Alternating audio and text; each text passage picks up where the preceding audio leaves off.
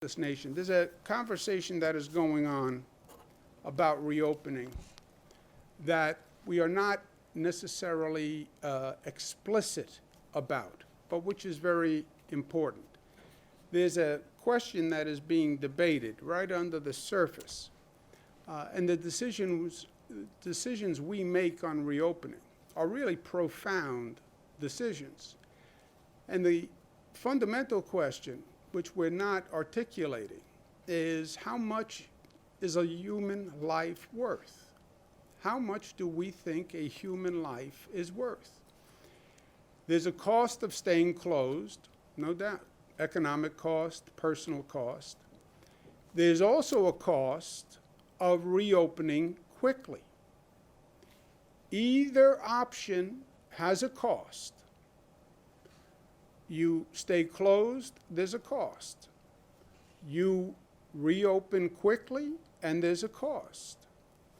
The faster we reopen, the lower the economic cost, but the higher the human cost, because the more lives lost.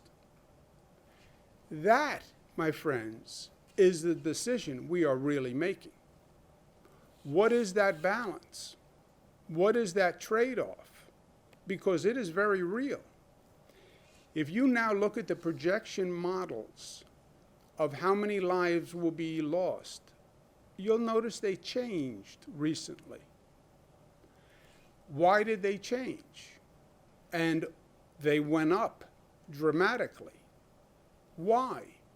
Because now they're factoring in the reopening plans and the reopening schedules that states are announcing. The federal government's estimate,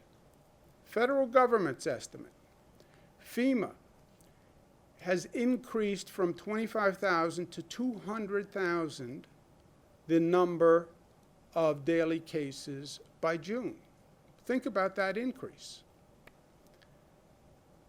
The IHME, which is a foundation model supported by Gates, which is the preferred model by the White House, when they were projecting deaths by August 4th, they projected in early April 60,000 deaths. They projected mid-April 60,300 deaths, actually a little lower. Their new projection is 134,000 deaths. How did it go from 60,000 deaths to 134,000 deaths? This is the model which the White House relies on.